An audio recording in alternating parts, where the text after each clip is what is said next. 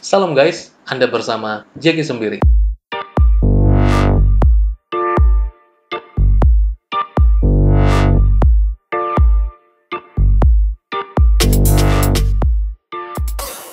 Shalom, salam hikmat tetap jadi berkat.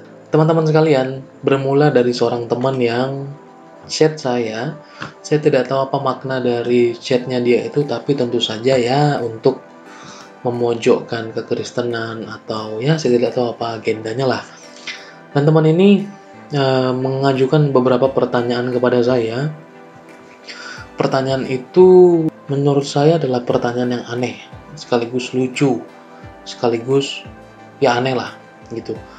Dan ada banyak hal yang konyol ditanyakan kepada saya. Salah satunya dia berkata begini, bahwa saya tidak pernah mendengar ada perlombaan penghafal Injil. Saya tidak pernah mendengar ada perlombaan penghafal Injil antar negara, antar kota, antar kampung. Kok nggak pernah ada ya? Dia bertanya, ya saya tidak tahu, dia betul-betul tidak tahu atau hanya untuk menguji saya gitu. Terus kemudian kok nggak ada ya antar kota, antar kampung, lomba gitu, lomba menghafal Injil. Oke. Nah, pertanyaan ini saya anggap bahwa dia betul-betul tidak tahu ya. Jadi ya saya layani dengan baiklah sebagaimana mestinya. Dan kemudian teman-teman itu khususnya pertanyaan yang buat saya menggelitik dan lucu, dan itu yang mau saya bahas dalam kesempatan kali ini. Bahwa sedangkan di agama saya, semua orang atau di agama saya itu ya ada penghafalnya ya, ada penghafalnya, jadi dapat dikatakan itu adalah suci. Hal ini adalah pertanyaan yang sering disampaikan sekaligus dianggap pertanyaan yang membuat kita seolah-olah tidak mengerti ya. Sesungguhnya ini adalah pertanyaan yang sangat gampang dijawab oleh setiap orang yang bernalar, itu pasti gampang banget itu. Pertama begini, bahwa jawaban sederhana yang harus kita sampaikan adalah Tuhan tidak suruh, that's it, hanya itu. Tuhan tidak suruh, itu jawaban yang paling sederhana. Jadi buat apa kita melakukan yang Tuhan tidak suruh? Seorang Kristen, apa yang disuruh kita lakukan, apa yang tidak, kita tidak akan lakukan. Nah, jadi dalam Alkitab sepanjang dalam Perjanjian Baru tidak ada disuruh menghafal. Tidak ada satupun perintah Tuhan baik dalam PL maupun PB untuk menghafal firman-Nya. Jadi karena tidak ada perintah, maka orang Kristen tidak buat gitu ya. Kalau kita berusaha untuk menghafal, bukankah itu berarti justru kita tidak melakukan firman? Karena kok Tuhan tidak suruh malah kita bikin. Kan begitu kira-kira sederhananya. Tidak menghafalnya tidak lantas membuat Alkitab itu bukan firman ya. Dan jika orang menghafal sesuatu bukan berarti itu menjadi firman. Sampai di sini ngerti ya? Jadi kalau Alkitab itu tidak dihafalkan bukan berarti itu bukan firman.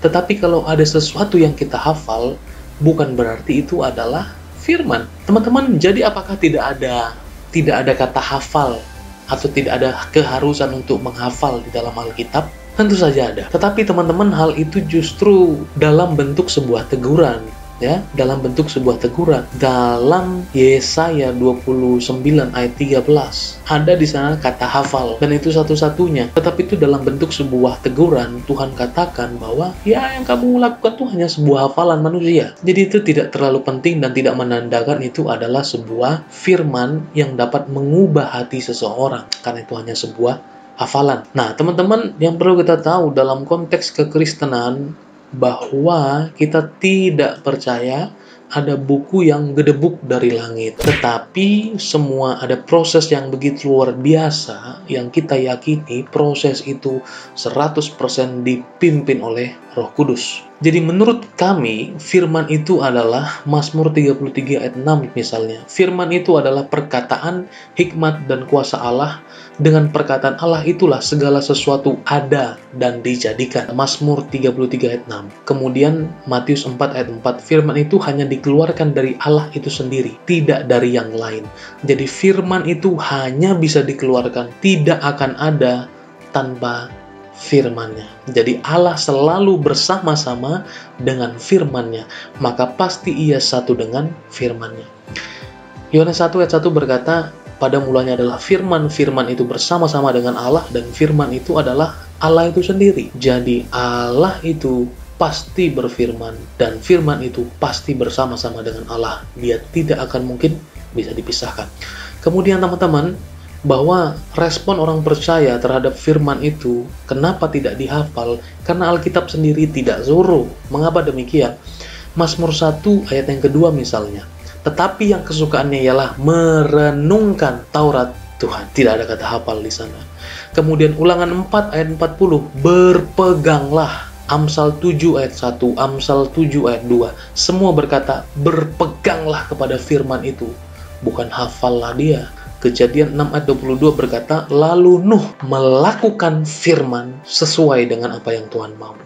Jadi tepat seperti apa yang Tuhan katakan, firman itu diucapkan, itu juga yang dilakukan oleh Nuh. Jadi Nuh bukan menghafalkan, tapi dia melakukan firman. Keluaran 40 ayat 16, Musa melakukan perintah Allah yang sedang berfirman tepat seperti apa yang Allah katakan.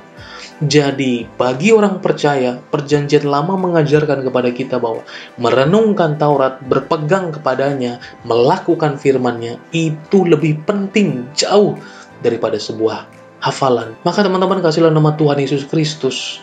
Dalam konteks perjanjian baru, firman itu bukan lagi datang dalam bentuk inspirasi seperti para nabi yang sebelumnya, tetapi firman itu langsung datang dan berwujud manusia, tinggal bersama-sama dengan manusia.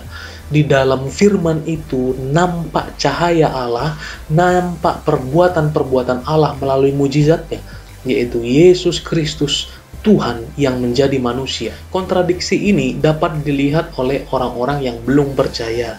Tetapi jika sudah kita percaya kepada Yesus, kita dapat melihat bahwa Dia Allah sekaligus manusia, maka di dalam dirinya ada kemanusiaan dan ada kealahannya. Maka keduanya itu bukan untuk diperdebatkan, tetapi keduanya itu membuktikan bahwa Allah yang Maha Kuasa itu mampu dan pasti mampu membatasi dirinya menjadi manusia.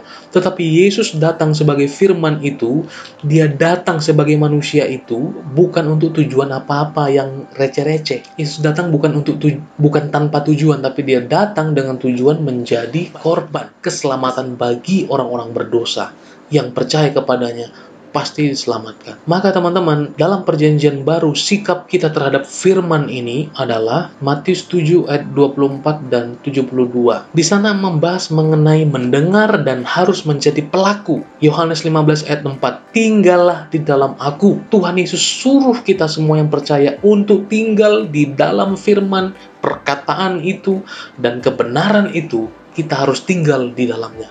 Jangan hafal, tidak perlu dihafal.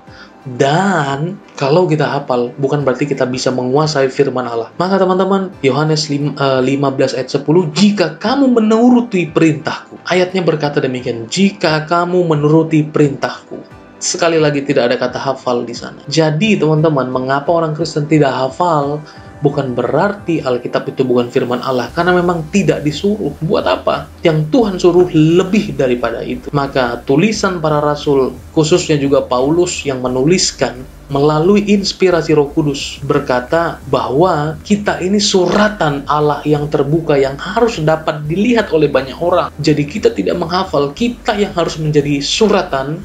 Kita harus menjadi sesuatu yang dapat dibaca dan dapat dilihat oleh orang, bahwa diri kita berbeda, penuh kasih, penyayang, penyabar. Wow, itu bukan hal yang mudah teman-teman untuk menjadi seorang Kristen. Ada hal yang dalam yang harus kita lakukan, bukan sekedar hafal, tetapi kita harus melakukan itu.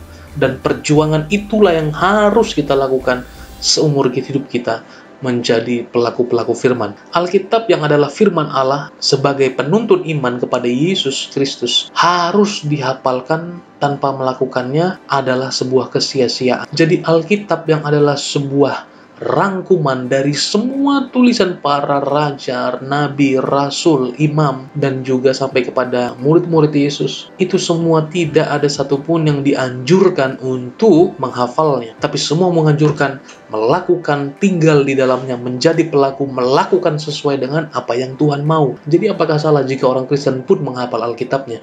Tidak ada yang salah, tapi itu bukan yang utama. Bukan yang utama. Maka teman-teman yang dikasihi dalam nama Tuhan Yesus Kristus, ini sebagai dasar kita harus menghargai bahwa para penulis bukan orang yang buta huruf, bahwa para penulis bukan orang yang buta huruf, tidak bisa menulis, ya, tidak bisa membaca. Bukan, para rasul semua bisa baca, semua bisa tulis. Para imam, para nabi, semua bisa baca, semua bisa tulis. Jadi kemampuan kita tidak kita tingkatkan pada sebuah penghafalan, tapi hanya sebuah kepada tulisan yang dapat diingat, dapat dilihat, dan menjadi perenungan kita. Jadi bukan berarti sesuatu itu dihafal menjadi sesuatu yang lebih hebat. Tidak. Ada orang berhikmat berkata bahwa lebih baik kertas yang lusuh daripada otak kita. Karena otak sewaktu-waktu pasti akan lupa, pasti akan tidak ingat, ada sesuatu yang miss. Tapi bahkan kertas lusuh sekalipun bisa untuk mengingatkan kita. Kode PIN jika kita punya uang yang banyak. Mengerti kan maksud saya? Jadi bahkan kertas lusuh sekalipun dapat menjadi note atau pengingat bagi kita semua. Ini alasan mengapa orang Kristen tidak hafal Alkitab, karena tidak disuruh oleh Tuhan. Yang Tuhan suruh kita tinggal di dalamnya, menjadi pelaku dan merenungkan Taurat itu, firman itu siang dan malam. Ia seperti pohon yang ditanam di tepi aliran air yang menghasilkan buahnya pada musimnya dan yang tidak layu daunnya, apa saja yang diperbuatnya berhasil. Tidak ada disuruh hafal. Oke, teman-teman, mari kita saling menghargai satu dengan yang lain. Biarlah hikmat Tuhan menyertai kita senantiasa. Tetap jadi berkat, tetap berhikmat. God bless you.